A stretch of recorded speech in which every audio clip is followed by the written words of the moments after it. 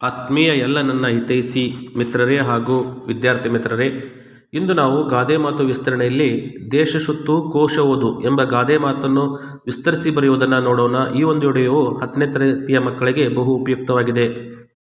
ದೇಶ ಸುತ್ತು ಕೋಶ ಓದು. ಗಾದೆ ಮಾತುಗಳು ಜನಪದ ನುಡಿಗಳಾಗಿವೆ. ವೇದ ಸುಳ್ಳಾದರೂ ಗಾದೆಗಳು ಸುಳ್ಳಾಗುವುದಿಲ್ಲ. ಗಾದೆಗಳು ವೇದಗಳಿಗಿಂತ ಮಿಗಿಲಾದವುಗಳು. ಇದೊಂದು ಜನಪ್ರಿಯ ಗಾದೆ ಮಾತಾಗಿದೆ. ಗಾದೆ ಮಾತುಗಳು ಆಕಾರದಲ್ಲಿ ವಾಮನವಾದರೂ ಅರ್ಥದಲ್ಲಿ ತ್ರಿವಿಕ್ರಮನಂತೆ. ದೇಶ ಸುತ್ತು ಕೋಶ ಓದು ಇದೊಂದು ಜನಪ್ರಿಯವಾದ ಗಾದೆ ಮಾತಾಗಿದೆ.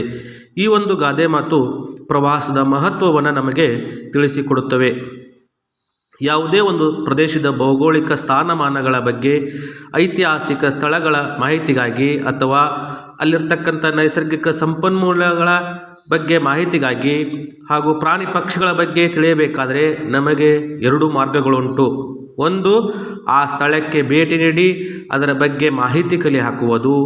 ಎರಡನೆಯದು, ಆ ಸ್ಥಳಗಳ ಬಗ್ಗೆ, ಆ ವ್ಯಕ್ತಿಗಳ ಬಗ್ಗೆ ಅಥವಾ ಆ ಪ್ರಾಣಿಗಳ ಬಗ್ಗೆ ಇರುವ ಲೇಖನ ಪುಸ್ತಕಗಳನ್ನು ಓದುವುದು.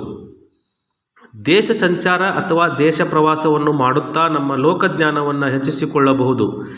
ಬೇರೆ ಬೇರೆ ದೇಶಗಳಲ್ಲಿರ್ತಕ್ಕಂಥ ಜನರ ಉಡುಗೆ ತೊಡುಗೆ, ಆಚಾರ ವಿಚಾರ, ರೀತಿ ರಿವಾಜು, ಅವರು ಬಳಸುವ ಆಹಾರ ಪದ್ಧತಿಗಳ ಬಗ್ಗೆ ನಾವು ನೇರವಾಗಿ ನೋಡಿದಾಗ ಅದರ ಅನುಭವವನ್ನು ಹೇಳುತ್ತಿರದು.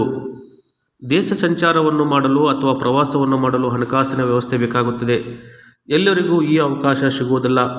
ಅಂಥ ಸಮಯದಲ್ಲಿ ಬೇರೆ ಬೇರೆ ಪುಸ್ತಕಗಳನ್ನು ಓದಿ ನಾವು ತಿಳಿದುಕೊಳ್ಳಬೇಕಾದ ಪ್ರದೇಶದ, ವಸ್ತುವಿನ, ಪ್ರಾಣಿ ಅಥವಾ ವ್ಯಕ್ತಿಯ, ದೇಶದ ಸಂಸ್ಕೃತಿ, ಆಚಾರ ವಿಚಾರ, ನೀತಿ ರೀತಿಗಳನ್ನು ನಾವು ತಿಳಿದುಕೊಳ್ಳಬಹುದು.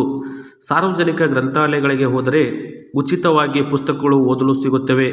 ನಾವು ಸಾರ್ವಜನಿಕ ಗ್ರಂಥಾಲಯಗಳ ಪುಸ್ತಕಗಳ ಉಪಯೋಗವನ್ನು ಮಾಡಿಕೊಂಡು ನಮ್ಮ ಜ್ಞಾನಾರ್ಜನೆಯನ್ನು ನಾವು ದೇಶ ಸುತ್ತಿ ಎಷ್ಟು ಪಡೆದುಕೊಳ್ಳುತ್ತೇವೆಯೋ ಅಷ್ಟು ನಾವು ಪುಸ್ತಕವನ್ನು ಓದಿ ಪಡೆದುಕೊಳ್ಳಬಹುದು.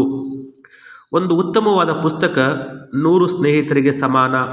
ಆದರೆ ಒಬ್ಬ ಉತ್ತಮವಾದ ಸ್ನೇಹಿತ 100 ಗ್ರಂಥಾಲಯಕ್ಕೆ ಸಮಾನ ಎಂದು ಡಾಕ್ಟರ್ ಅಬ್ದುಲ್ ಕಲಾಂ ರವರು ಹೇಳಿದ್ದಾರೆ. ಒಳ್ಳೆಯ ಉದ್ದೇಶದಿಂದ ದೇಶ ಸಂಚಾರ ಮಾಡುವುದು, ಉತ್ತಮ ಪುಸ್ತಕಗಳನ್ನು ಓದುವುದು, ಉತ್ತಮ ಗೆಳೆಯರ ಸಹವಾಸ ಮಾಡುವುದರಿಂದ ನಮ್ಮ ಜ್ಞಾನವನ್ನು ಇನ್ನೂ ಹೆಚ್ಚಿಸಿಕೊಳ್ಳಬಹುದು. ಈ ಒಂದು ವಿಡಿಯೋವನ್ನು ಎಜುಕೇಷನ್ ಪ್ರಪೋಸ್ ಮಾಡುತ್ತಿದ್ದೀನಿ. ಇಷ್ಟವಾದರೂ ಲೈಕ್ ಮಾಡಿ, ಶೇರ್ ಮಾಡಿ. ಎಲ್ಲರಿಗೂ ತುಂಬ ಹೃದಯದ ಧನ್ಯವಾದಗಳು. ಹೆಚ್ಚು ಹೆಚ್ಚು ಮಕ್ಕಳಿಗೆ ಈ ಒಂದು ವಿಡಿಯೋವನ್ನು ತಲುಪಿಸಿ.